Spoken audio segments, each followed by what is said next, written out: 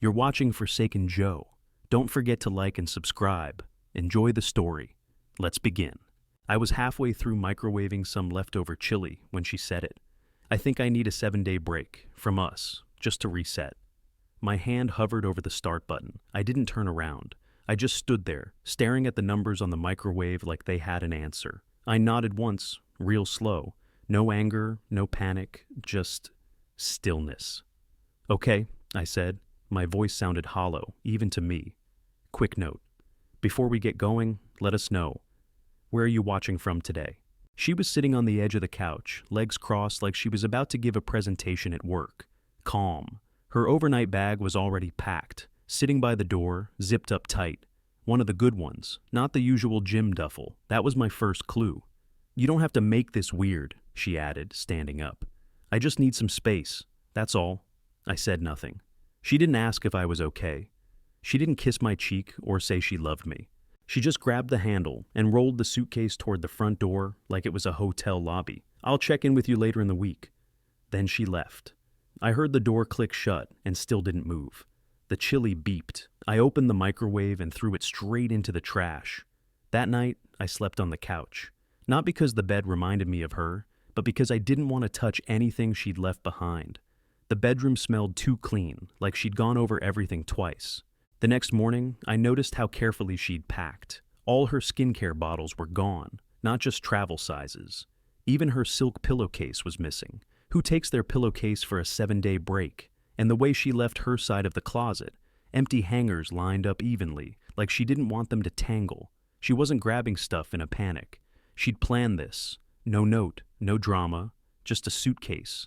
A vague promise to check in, and a door closing like it meant nothing. I sat on the edge of our bed and stared at the blank space where her shoes used to be. That's when the anger crept in, not firestorm rage, more like a quiet, cold throb at the base of my skull. She didn't just need space, she was running a test, testing life without me. I got up, walked to the kitchen, and grabbed a notebook from the junk drawer. First page, what to change access on. First thing I did was log into the joint checking account and remove her name. Not close it, just strip her access clean off. I transferred half the balance into a new personal account I opened that same morning. I labeled it plainly, Separation TEMP. I didn't want to overthink it. This wasn't revenge, it was risk control. Next, I opened our credit card portal and started going line by line. There were 3 cards tied to the account. I cut hers off all 3. Instant deactivation.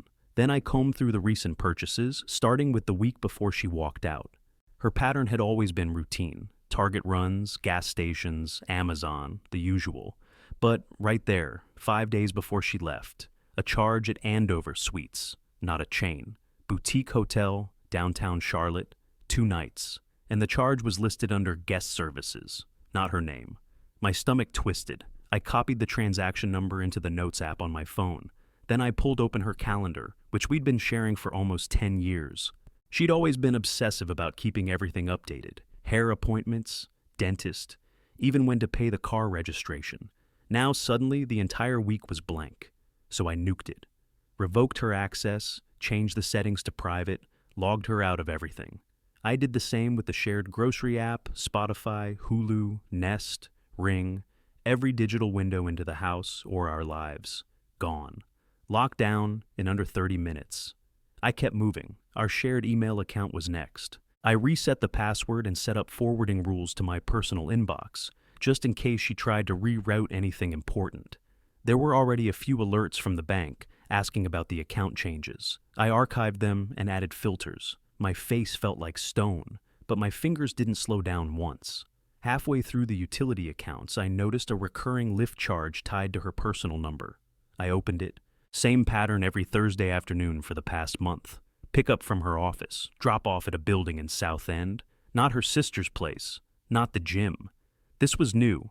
I clicked on the address, the Carlton Residences, luxury apartments, concierge, valet, rooftop lounge. I pulled up their website. That lobby looked exactly like the background in one of her recent photos, just out of focus, behind a cappuccino and a fake smile. I printed the receipt from the hotel stay and slid it under the folder with my notes. Then I searched Andover Suites Charlotte guest policy. They don't require matching names on payment if the reservation is booked through certain third-party apps. So, someone else could have booked it for her, or she could have booked it under a different name entirely. I started another folder, labeled it, "If this goes legal, no panic, no deep breathing, just task after task. One move, then the next." If this was a test she was running, I was building the answers she didn't think I'd care to find. Last step for the day. I reviewed our home title. No surprises there, but I bookmarked it anyway. If she tried anything, I'd be ready. She hadn't reached out. No, "I miss you."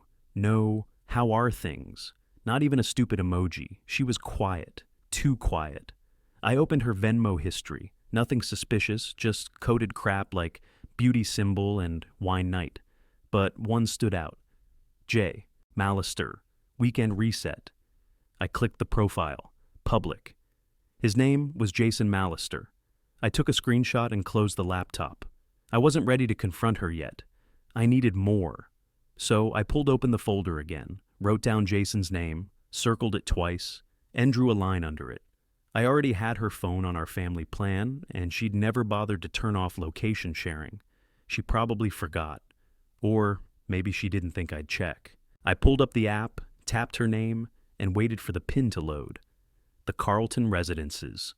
Same damn building from the lift drop-offs. I zoomed in. Not near a retreat, a spa, or even a hotel. Just a luxury high-rise in South End with valet parking and a juice bar in the lobby. I clicked on the leasing information, the name tied to the unit on record, Jason Mallister. I stared at the screen. I knew the name, just couldn't place it right away. I searched LinkedIn. There he was. Same guy who showed up once at her company's Christmas party 2 years ago.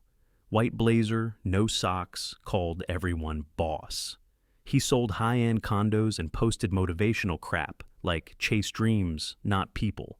I pulled up his Instagram. It was basically a catalog of rooftop views, imported whiskey, and shirtless gym selfies. And right there in the background of one post, barely visible but unmistakable, was my wife. Same sweater she wore the night she left.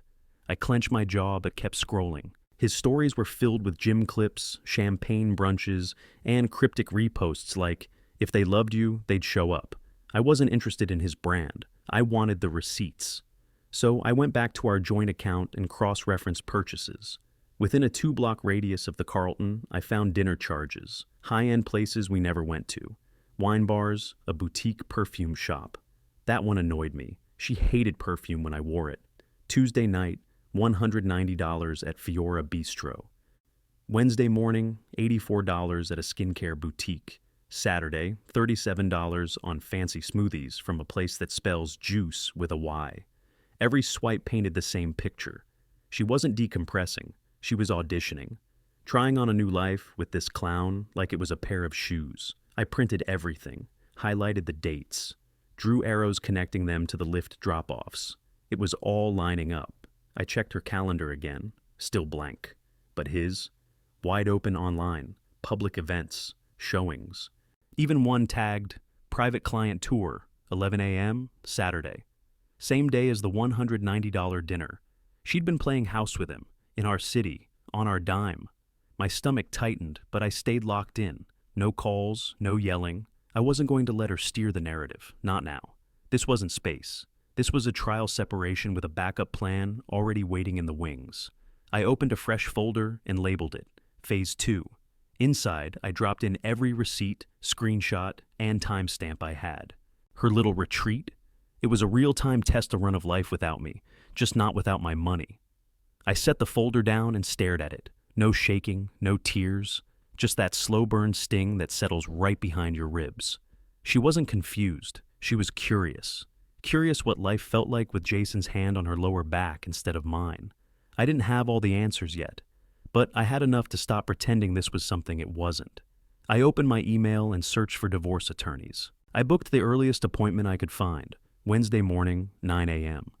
The law office was in a brick building off South Tryon, wedged between a tax service and a chiropractor. No big lobby, just a bell on the door, and a receptionist with chipped blue nails who barely looked up when I gave her my name. 10 minutes later, I was sitting across from a lawyer named Denise Hartman, mid-40s, sharp blazer, zero small talk. I liked her immediately. "What brings you in today?" she asked, flipping open a legal pad. Possible divorce, I said. Not filed yet, but I want to be ready when it hits. She nodded once. Kids involved? Number just property, joint accounts, and about a decade of shared history. She started jotting notes. Any current disputes over money, real estate, access? Not yet, but she took a 7-day break. Didn't say where she was going. She hasn't checked in once. I've already separated accounts and locked down digital access. Her pen paused. You work fast. I don't like being blindsided, I said. She glanced up. Good, because the ones who wait usually pay for it later. We went step by step. I gave her a full list of the shared assets: checking, savings, brokerage, the house, 2 cars. I told her what I'd already pulled from the accounts and what was still exposed. She asked about shared debts, insurance, retirement. I had most of the numbers in a spreadsheet on my phone. She didn't say it, but I saw it in her face. This wasn't my first rodeo. Do you suspect infidelity? She asked finally, eyes scanning the screen. I didn't answer right away. I'm not building a case for that yet, I said. But I want protection if it comes up. She nodded. If we document abandonment, meaning she left the marital home without discussion, and there's no intent to reconcile, we can file under emotional abandonment. It won't impact property split much, but it strengthens leverage. Do it, I said. Temporary asset freeze? Yes. Everything tied to our names, jointly or not. I'll take the hit if I have to, but I'm not letting her dig holes while I sleep. She smiled faintly.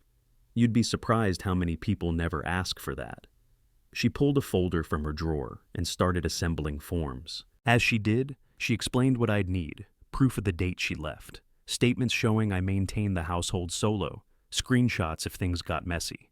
I didn't mention Jason, not yet. I wanted the legal side airtight before I brought emotion into it.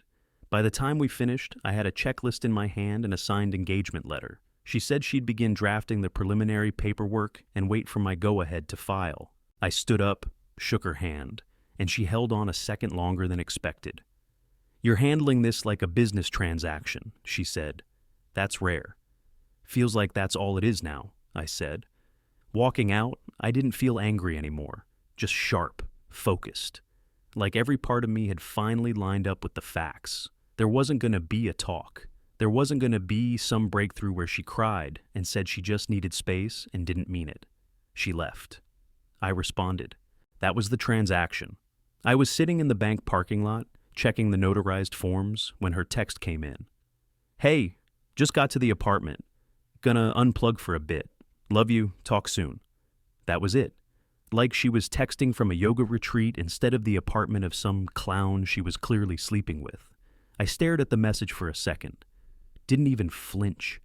Then I locked my phone, tossed it into the passenger seat, and started the engine. She wasn't checking in. She was narrating, trying to write the version of this where she stepped away to heal instead of blew up our life behind my back. I didn't text back. Not okay, not cool, not who's Jason, nothing. On the way home, I stopped by my office, logged into the home insurance dashboard, and changed the primary contact info. Switched out the recovery email, then I opened our utility account and took her name off the billing notices. I kept moving, streaming services, grocery apps, car insurance. Everywhere her name popped up, I deleted it. This wasn't about being petty. This was about finality. Once I got home, I sat down with the property deed again. I'd checked it before, but I wanted to see it fresh, with all the new context. Both our names were on it, joint tenancy with right of survivorship. That used to mean something. Now, it just meant one more thing to untangle. I flagged it for Denise. The house was quiet. Still smelled like the candle she used to burn in the kitchen. Something floral I always thought was too strong.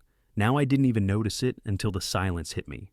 I wasn't angry anymore. Not really, just blank, like the whole marriage had already drained out and I was watching the cleanup process from outside myself. I opened Instagram, just habit at that point, and there it was. She'd posted a story. Nothing direct, of course. Just a close-up shot of her legs in some kind of spa robe, a wine glass in her hand, and soft jazz playing in the background. Caption, sometimes you have to pour into yourself first. But it wasn't the quote that stopped me. It was the reflection. In the glass behind her, barely noticeable unless you were really looking, Jason, sitting on the same damn rooftop I'd found on his profile last week. He wasn't looking at the camera, but it was him. Same watch, same haircut, same smug little smirk. That was it. That was the punch. She wasn't unplugging. She wasn't retreating. She was moving on. Quietly, publicly, and with someone who didn't even have the balls to keep his face out of frame. I set my phone down, stood up, and walked to the kitchen. Poured myself a glass of water and stared out the window. I didn't need confirmation anymore. I didn't need a confession or some awkward apology 6 months down the road. Whatever this was, it was over, and the paperwork hadn't even started yet. It was barely past noon when the doorbell rang. I opened the front door, and there she was. Sweatpants, hoodie, hair pulled back in a rushed knot, no makeup. She looked tired, eyes puffy, shoulders slumped like she hadn't slept. Or maybe the trip back to reality hit harder than expected. She didn't say anything right away, just stood there like she was waiting for me to invite her into her own house. "Can I come in?" she asked, her voice soft. I stepped aside, didn't say a word. She walked in slowly, looked around like something might have changed. Nothing had. It all looked exactly the same, just colder now. "I wasn't sure if you'd even answer," she said. I stayed silent. She sighed, sat down at the edge of the couch, then looked up at me. "I didn't mean for it to get like this." I crossed my arms. "But it did.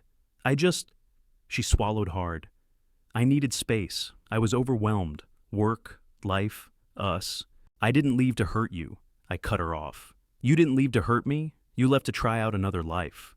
She blinked fast, lips parting like she didn't expect me to say it that plainly. "This wasn't about healing or self-care or whatever trendy phrase you used to justify it," I said. "You packed carefully, you planned, you moved funds, you booked hotel rooms through aliases and drank rooftop wine with Jason Mallister while telling me you needed time alone." Her mouth dropped slightly. "It's not what you think." "No." I walked to the table and grabbed the envelope I'd been keeping in plain view all week. I dropped it onto the coffee table in front of her. "That's a full copy of everything. Bank logs, calendar wipes, rideshare records, GPS data, credit pulls, legal prep. There's also a letter from my attorney and a formal notice of intent to file." She didn't touch it. "I didn't file yet," I added, "but it's ready." She leaned forward, buried her face in her hands. "I didn't cheat on you. You didn't have to sleep with him for it to be betrayal. I wasn't running off to start something. I just didn't know what I wanted anymore." "Number?" "You did know.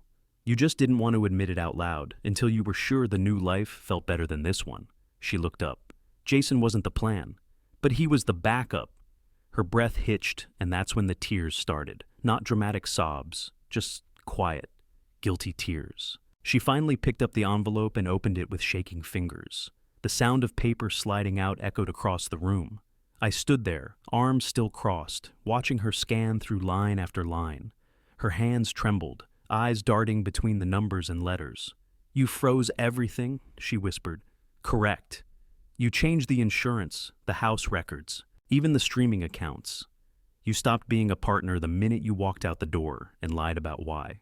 She shook her head. "I didn't think you'd take it this far." "Because you thought I'd wait," I said. "You thought I'd stay frozen in place while you figured out whether you missed me or not. I didn't think you'd hate me." "I don't," I said. "That would require me caring. This isn't hate, it's exit strategy."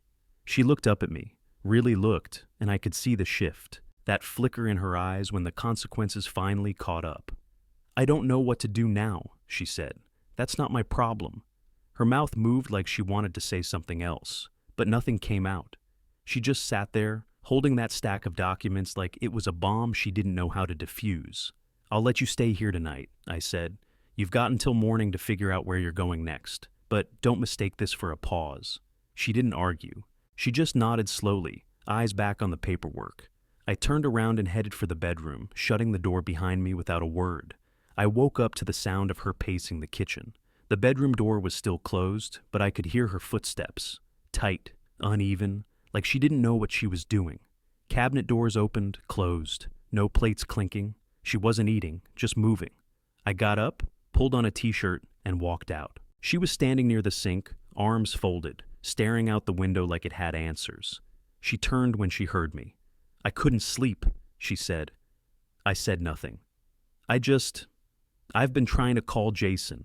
Her voice cracked. And Leah. No one's answering.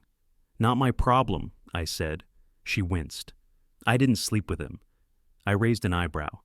Is that supposed to change something? It matters. No, it doesn't. You still built a life outside this one. You still packed a bag and left me here while you went off to play What If. She shook her head, wiping her eyes with the sleeve of her hoodie. I just needed clarity. I wasn't trying to destroy anything. You did anyway. I thought we were stagnant, she said. I thought if I left and had space, maybe it would help me see things clearer. Maybe I'd come back more certain. I leaned against the doorway. You weren't looking for clarity. You were looking for an excuse. She dropped her hands. You don't know what it felt like for me. No, and now I don't care. She blinked hard at that, like it landed deeper than she expected. I thought you'd be here, she whispered. I thought you'd be mad, sure, but I didn't think you'd actually move on this fast. It's not fast. You left, I responded. I don't need to wait around while you figure out if I'm still worth the effort. She started crying again. Real tears this time, shoulders shaking, breathing tight. I didn't plan any of this, she said. You planned enough to make sure Jason had a couch ready for you. That wasn't permanent? No, I cut in, but you were ready for it to be.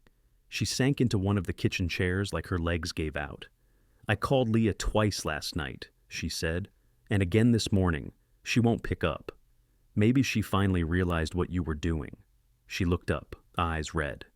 So what? I deserve to be alone now? I didn't say that, but you made choices. And this, I gestured between us, the kitchen, the house, the weight of everything she walked out on.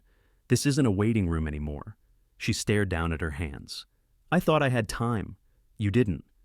I stepped forward, voice steady. You gambled our life on a maybe, and now that maybe isn't texting you back. I didn't know it would hurt like this. You didn't think it would hurt at all, I said. You thought I'd just sit here until you were ready. Her face twisted. So that's it? I nodded once. Yeah, that's it. We stood there for a few seconds. She didn't say anything else. Just got up, walked past me slowly, and down the hall to the bedroom. 10 minutes later, I heard drawers opening, bags zipping. She came out with a tote over her shoulder, eyes glassy but dry now. She stopped at the front door, looked back once like she wanted to say something, then thought better of it. I didn't speak, neither did she. She stepped out, pulled the door shut behind her. I locked it, turned the deadbolt. Then I exhaled. Not relief like winning something, just a strange, quiet peace I hadn't felt in weeks. It was done. Or at least, the part that mattered was. I stood in line at security, metal tray in one hand, belt in the other. Family court felt more like the DMV with a dress code. Tired people in folding chairs, lawyers checking phones, paperwork everywhere. My lawyer met me at the elevator. We're up second on the docket, she said. Shouldn't take long. Good. We walked into the courtroom, beige walls, fluorescent lights. The judge looked like he'd rather be anywhere else, flipping through case files with the energy of someone doing his 8th divorce that morning. I sat on the right, hands flat on the table. Denise slid the packet in front of me. Her laptop was open, already connected to the court's video system. A few minutes later, her face appeared on the screen. She didn't look at me, just stared into her webcam, hair done, sweater ironed, eyes puffy like she'd cried in the car and wiped it off before logging in. The judge cleared his throat. Case number 1-897, Hartman representing the petitioner. We're here for finalization of the divorce proceedings. No contest on file. Denise stood. That's correct, Your Honor. The judge looked at the screen. Ms. Landry, do you agree to the terms submitted in this filing? Her voice came through with a slight delay. Yes, I do. You understand this dissolves all shared marital property, confirms asset separation, and legally ends the marriage as of today? Yes. No objections, no amendments, no further requests for mediation or support. No, Your Honor. He nodded and flipped a few pages. Property titled to the petitioner, bank accounts separated, no children involved, no claims on retirement or pension. All signatures already submitted except for today's final form. He turned to me. Mr. Landry, do you have any changes or objections? No? Then sign here. Denise slid the document over. I picked up the pen and signed my name. Neat, steady, no hesitation. That was it. Divorce granted, the judge said, already glancing at the next file. You're free to go. Her face disappeared from the screen. No goodbye, no look back. I stood, shook Denise's hand, and walked out without a word. In the hallway, I pulled the divorce decree from the folder and looked it over. Black ink on white paper, legal text, stamps, initials, final. Outside the courthouse, the sky was overcast but warm. I sat on the concrete bench near the parking lot, watching cars drift by. I didn't feel angry, or relieved, or anything. Just done. This wasn't some emotional breakthrough. It wasn't closure. The closure had already happened, long before her signature hit the paper. She'd walked out. I'd responded. And now, we were finished. Legally, officially, permanently. I checked my phone. Nothing new, no texts, no missed calls, no unread messages hanging in the corner like false hope. And for the first time in weeks, I didn't care. 3 days after the hearing, her name popped up on my phone. Do you have time to talk? No paragraph. No explanation. Just that. I stared at the message while waiting in line at the post office. This time, I didn't feel anything. Not rage, not sadness, not curiosity. I didn't wonder what she wanted to say. I didn't care if she missed me, or if Jason bailed, or if her therapist told her to make amends. She had her chance to talk. She chose silence. She chose distance. She chose something else. And now? Now I was finished. I didn't type a reply, didn't screenshot it, didn't forward it to my lawyer. I just deleted it. Right there between 2 old shipping receipts and a coupon app notification. Gone. That wasn't spite. That was peace. On the walk back to my car, I felt light. Not excited, not victorious, just clear. I'd carried that weight for weeks, trying to make sense of how fast it all shifted. But the truth was simple. She didn't fall out of love. She walked out of commitment. And once someone does that, it doesn't really matter what they say later. My story moved forward the moment I stopped waiting for her to finish hers. I drove home with the windows down. No music, just air, pavement, and space. No more damage control, no more folders, no more pretending this was fixable. She made her choice. It just had nothing to do with me anymore.